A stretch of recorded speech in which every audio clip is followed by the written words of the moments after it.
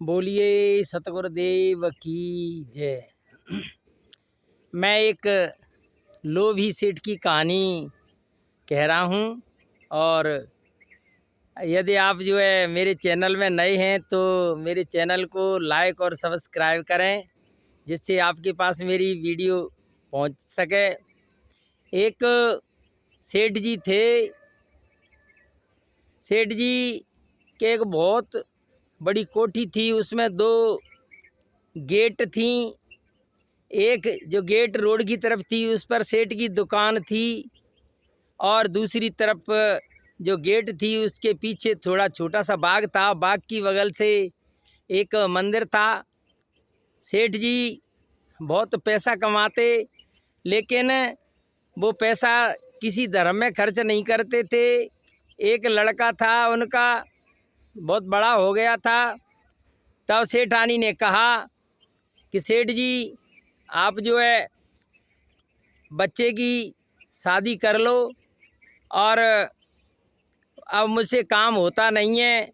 सेठ ने कहा कि मेरे यहाँ बहुत से व्यापारी आते हैं और व्यापारियों को मैं कह दूंगा तो संबंध हो जाएगा। और दूसरे दिन उसने जो व्यापारी सामान लेने के लिए आए थे उनसे कहा भैया मेरे बेटा की सगाई करवा दो।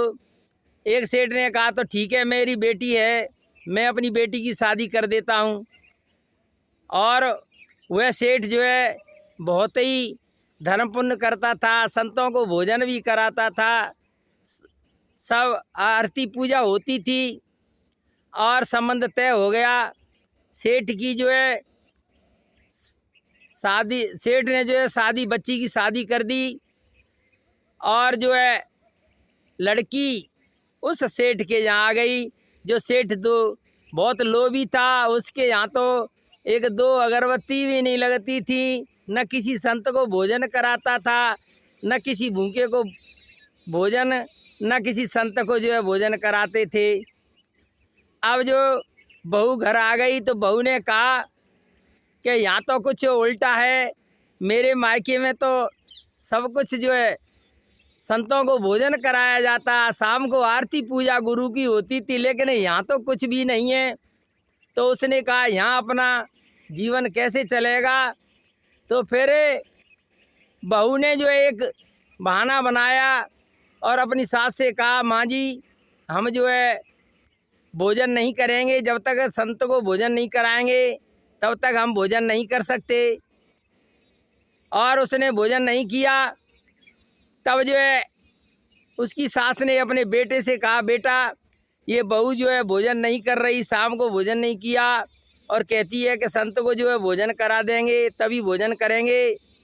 लड़के ने कहा तो माँ जी पीछे आश्रम है, उसमें से एक संत हम रोज़ाना बुला लेंगे और उसको भोजन करा देंगे।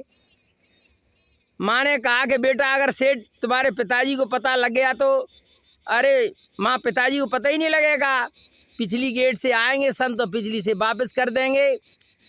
और उस बहू की सास आश्रम पर गई और उससे बोल के आई कि महाराज जी एक साधु रोज़ाना हमारे यहाँ भोजन करने के लिए आ जाया करे और पिछली गेट से आया करे और पिछली गेट से ही वापस हो जाया करे।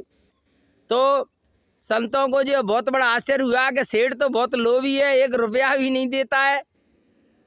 तो साधु का सवेरे पहुंच गए, एक साधु पहुंच गया, बहू ने बढ़िया भोजन कराया और भोजन कराया, भेंट विदाई दी और विदा कर दिया। साधु पीछे निकल गए। रोज़ाना संत एक आते भोजन करके और अपनी भेंट विदाई ले करके चले जाते। एक दिन कोई अतिथि साधु आ गया और सबने कहा कि अरे भाई आज ये साधु आ गए हैं, इनको ही भोजन के लिए पहुंचा देना। तो एक साधु उसको लेकर के अतिथि साधु को उसके गेट पर छोड़ आए और कहा कि इधर ही से इसी गेट से वापस आ जाना। लेकिन वह भोजन करके विदाई लेकर के गेट को भूल गया और अगली गेट से निकल गया। उधर जो सेठ को पता लगा कि ये साधु मेरे घर से कैसे निकला है, तो सेठ ने उस साधु को जो पकड़ लिया। क्यों बाबा, कहाँ से आए हो? अरे भैया, तेरे घर में तो रोज भंडारा चलता है और तू कह रहे हो कि भैया कहाँ से आए हो? तो अरे कि ऐसे कैसे कि यहाँ रोजाना भंडारा चलता है भैया, मैं तो आज ही आयो आश्रम पे, तो आज मुझे साधु करेंगे।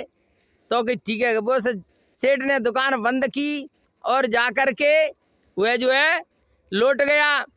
जा कर के खटिया में बोलने लगा कि महाराज जी, बोले कि काहे कि हम तो कि चले, अब चले चले चिल्लाने लगा, हम तो चले हम तो चले।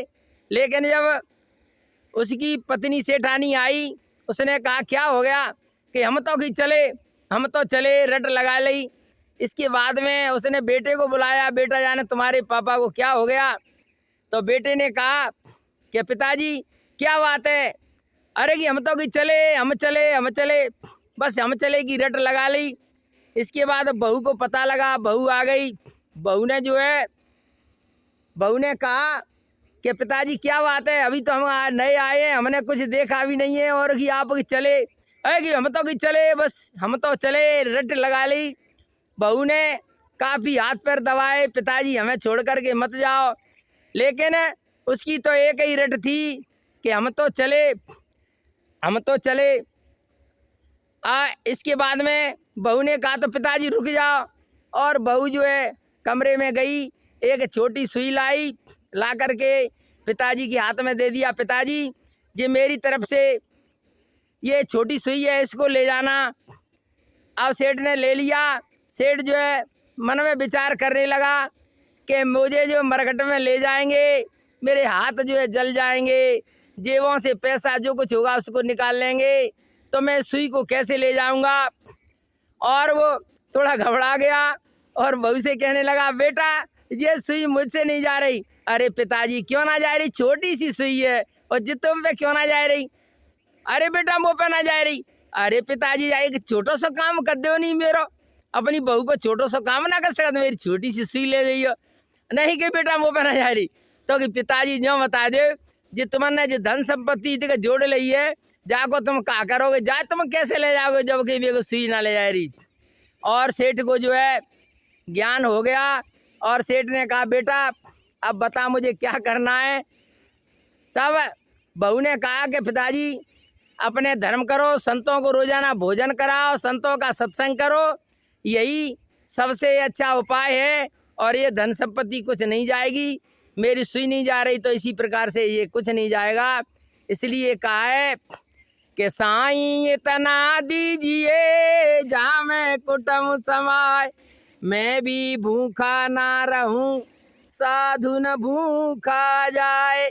इस प्रकार से भैया उतना ही धन रखना चाहिए जिससे संतों का सत्कार रह जाए, अपने दरवाजे पर कोई सज्जन पुरुष आए उसको भी भोजन मिल जाए। मुट्ठी बांध कर आया जग में, हाथ पसारे जाएगा। मुट्ठी बांध के आए हैं संसार में और हाथ पसारे जाएंगे। इसके साथ ही बोलिए सतगुरुदेव की जय।